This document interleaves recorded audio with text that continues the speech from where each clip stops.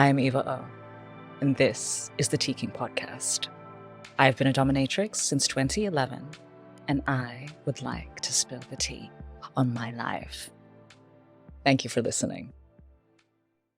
Hi, I was wondering if you had some experience with women or non-binary people, and if they were kind of different to those with men, or if they had some different kinks or ways to approach you or be with you.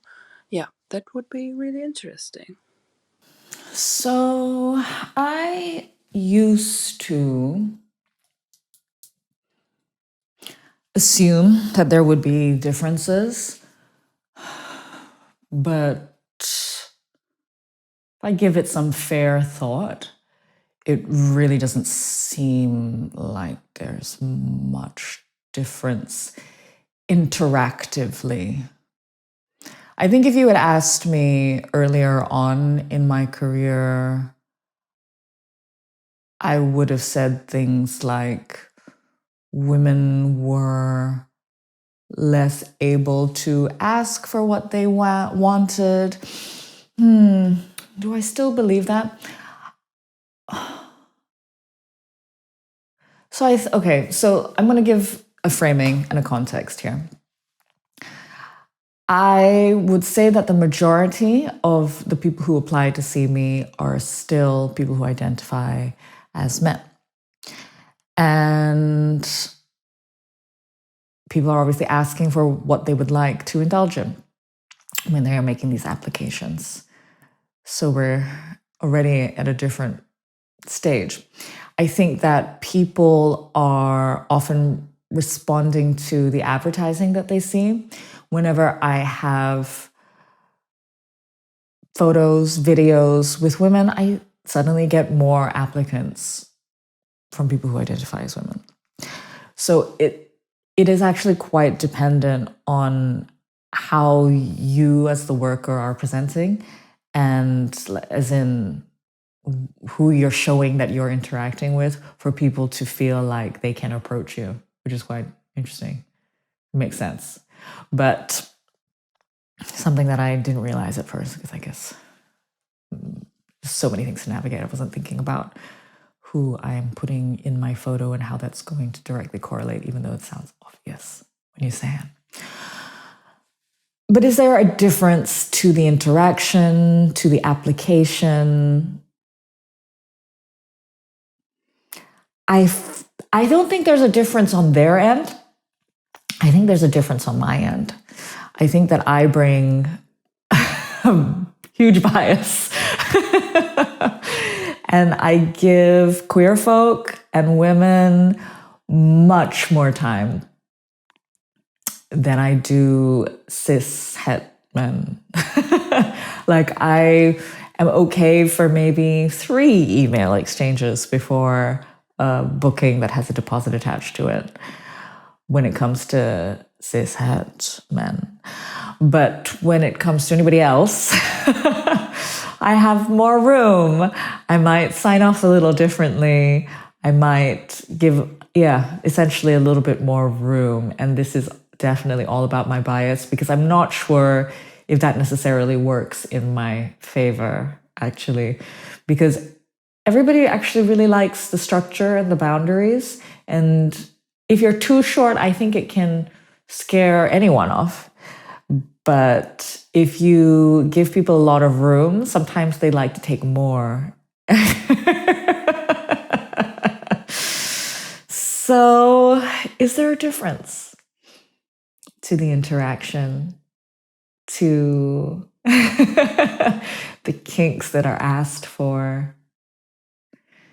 Yeah, I think I'm way too small a sample size to tell you.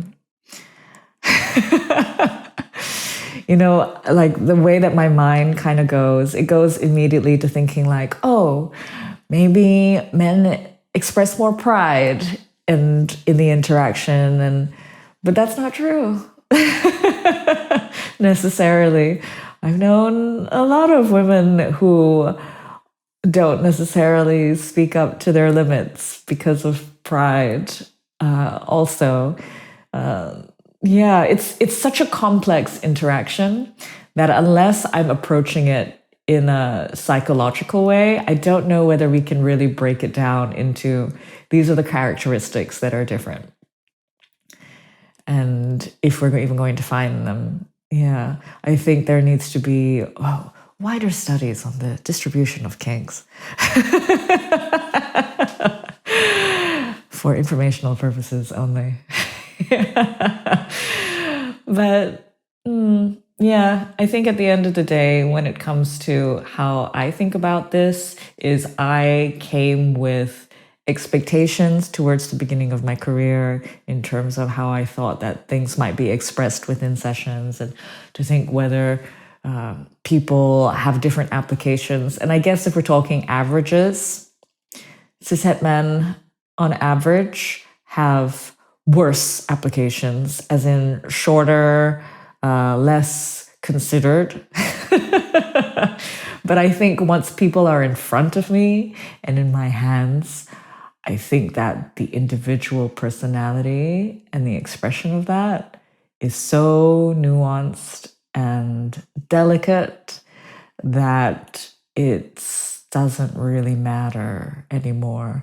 And therefore, it's about my biases that I'm bringing and how I'm going to give this person in front of me more or less space to move me in my heart, because of the way that I think that they have been given space in the world. So yeah, I'm the problem. Yeah, it's interesting though, isn't it, to realize that how much I let the political climate and the climate of society impact upon our interaction and our play. And I mean, again, another thing that when I say out loud is just so obvious, but it's just not something that you necessarily think about when you are toying with a mind and a body in front of you. You know, at least for me, I thought, that I'm so caught up in a moment, and I am, but it's hard to shake, isn't it? It's impossible to shake the frameworks that we live in. And therefore, I guess it just goes to show how important it is to inform oneself of the state of affairs and the state of the person in front of you as much as you can within such a limited period of time when it comes to professional exchanges. Yeah, and I guess maybe that's why also I bring a difference to things. It's because it is a limited exchange in a professional environment, isn't it? You don't have time to understand the support networks and the amount of work that somebody has done on their identity and their place in the world and their sense of security within that. And so you try to ask the questions and you try to read, but because of information, I'm aware that certain groups are going to have less of a chance at finding that stability. And therefore, I adjust my play accordingly. But then when it comes to personal interactions,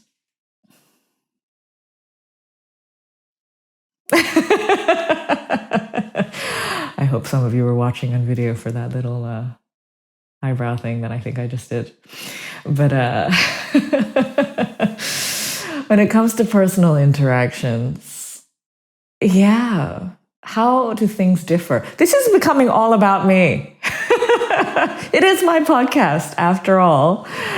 But I like to date cishet men because in general, I think I prefer my own space. And so sharing time with people in a prolonged way is going to cause some friction for me. And I am more comfortable expressing that friction to cishet men in ways that I would not feel comfortable expressing to women, queer folk, non-binary folk. And I think that's why when it comes to like ongoing dating, that tends to be where I veer. However, when it comes to play, I bottom fairly freely for anybody but cishet men. Yeah. So, what does that mean? To be fair, I mostly do it in play party context, so there's definitely an exhibitionism tied to my bottoming self. But yeah, just the concept of doing that in the hands of a cishet man is just, I don't know, it just feels awkward to me personally. Yeah, I don't think I could do it unless I was with a switchy partner who was very well educated on the functionality of everything. And I would be very controlling still, wouldn't I? I just, for what I just said. So, so yeah, but I mean, there are matches for all sorts of configurations. Yeah. So at the end of the day, is there a difference in the kinks and the approach of women, non-binary folk to my other clients? Kink-wise, personally, I don't see the difference. I think generally I'm far too small a sample size, a data set. But approach-wise, generally much more considered, and therefore probably a higher rate of me wanting to see them. But once everybody's in my hands, then my bias really is even more obvious in how I treat people and the space that I allow them in my heart, for better or worse. And this is always informed by how much information that I'm gathering. And therefore, I think it's important for us to gather as much information as we can of the individual and of our current state of affairs. I hope that was useful, or at least an insight into my little sliver of experience. So, thank you for listening. Speak to you next time.